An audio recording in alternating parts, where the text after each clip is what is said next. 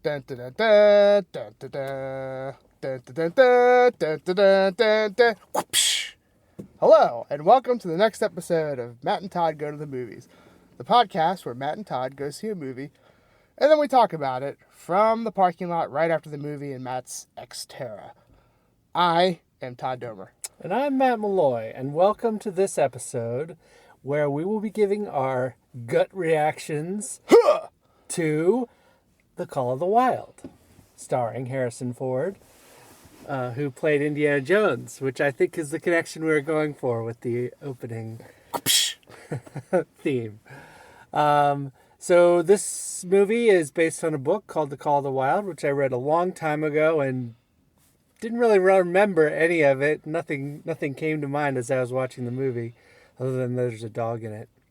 In fact, this dog named Buck is the main character of the movie. Yes. And he starts out at somewhere in the South and ends up in the Canadian Yukon or Alaskan Yukon, one of those two. I think it was before there was an Alaska. So somewhere in a cold north place.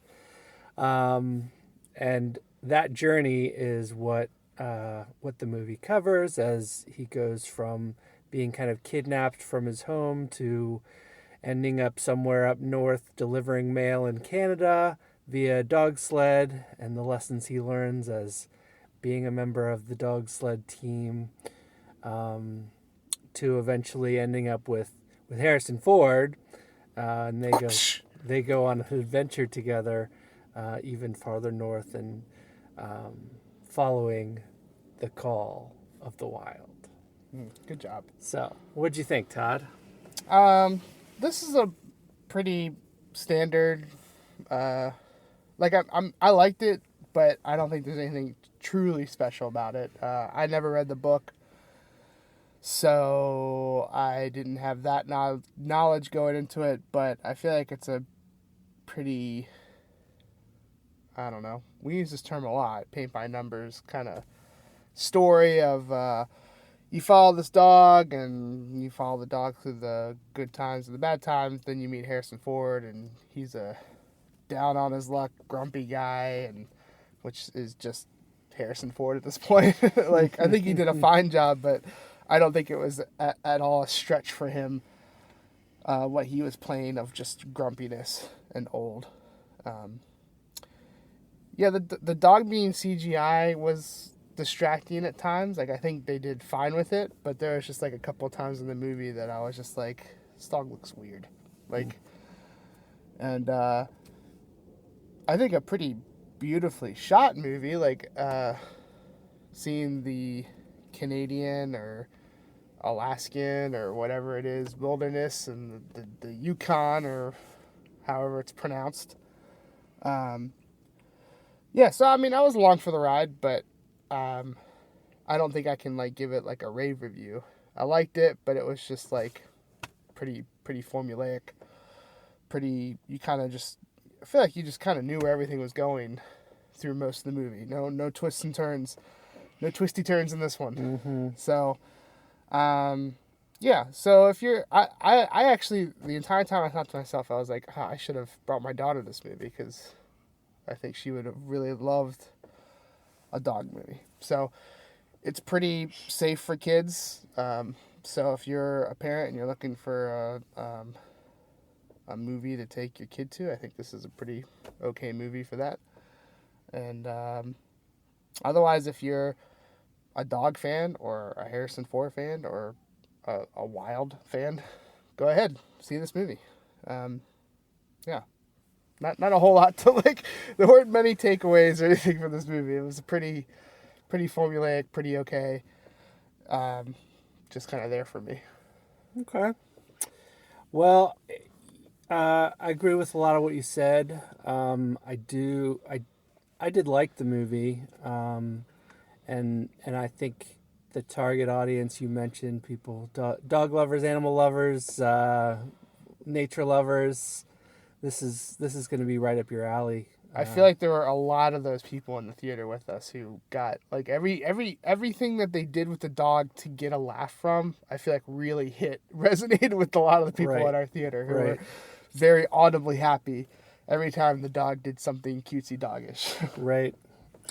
Yeah, and I thought the dog was pretty well done. I, I, I was wondering throughout the movie, is the dog CGI? Is the dog all CGI or part CGI?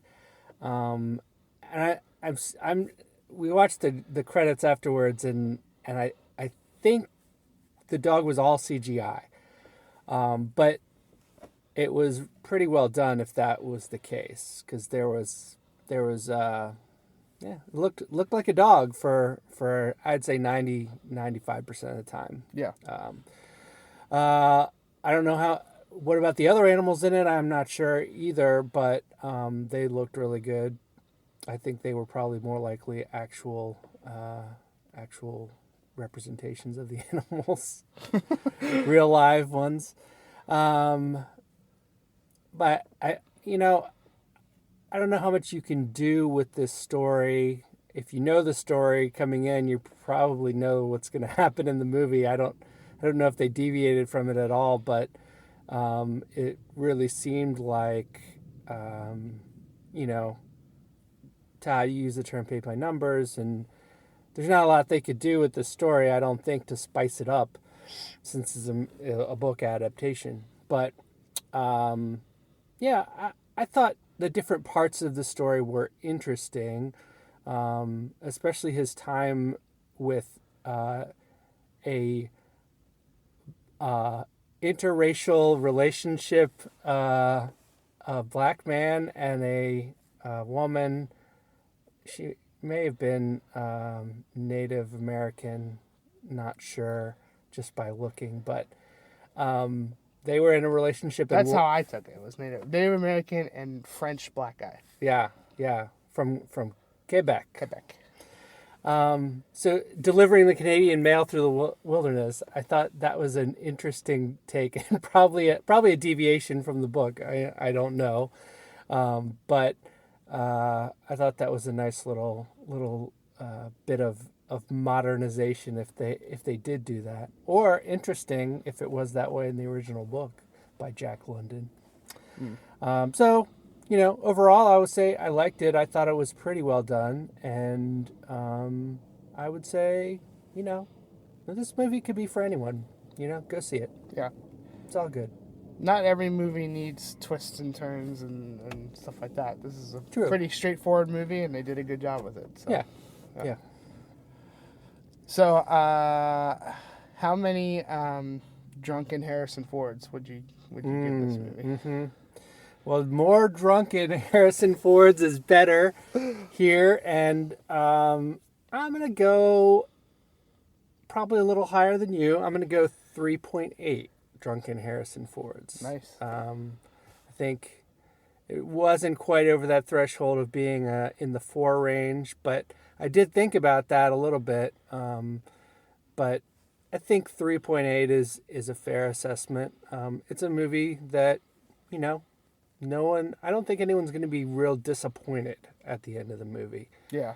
I think if you're looking for something to see, you'll probably be pretty satisfied with this one. Yeah, So. I don't think anyone's going to come out the movie and be like, wow, that's my new favorite movie. However, I don't think anyone's going to come out and be like, well, that was a waste of my time. Yeah. So, yeah, I mean, I think I'm close to you, but you are above me for sure. I'm kind of in the realm of I'm going to land in 3.25.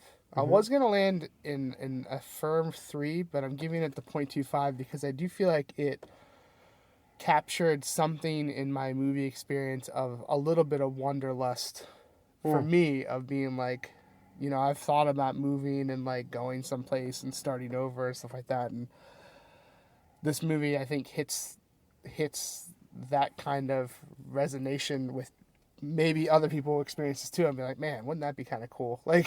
Just experiencing somewhat, not the tragic side of this dog story, but the adventurous side of this kind of movie that you watch, and certainly new places and stuff like that, and stuff like that. So I can't do that, but it certainly hit a little resignation with me and being like, I would like to do that. So I'm landing 3.25. 0.25 of Wanderlust, 3.0 of enjoyment. Nice. So there we have it. There we have it. So that'll wrap up this episode where we gave our initial review and reactions to The Call of the Wild, starring a CGI dog and Harrison Ford. And I think we gave it a 3.5125, somewhere like that. And I'll say Harrison Ford did a pretty good job of acting with a CGI dog. I mean, I think the way they made it work is that I think an actor was there. Yeah. And, they had all the dots on them or whatever to mimic a dog's movement or whatever. But, I feel like it did pretty well considering most, if not almost all of his scenes are with this, dog that doesn't exist. Right. So. Yeah. So yeah, go see it. I think we think, and you won't be sad at the end. Well, you might be sad, but you won't be disappointed with the purchase. Put it that way. Yeah. So thanks for listening to our podcast, and please keep listening. Da da da da da da da da.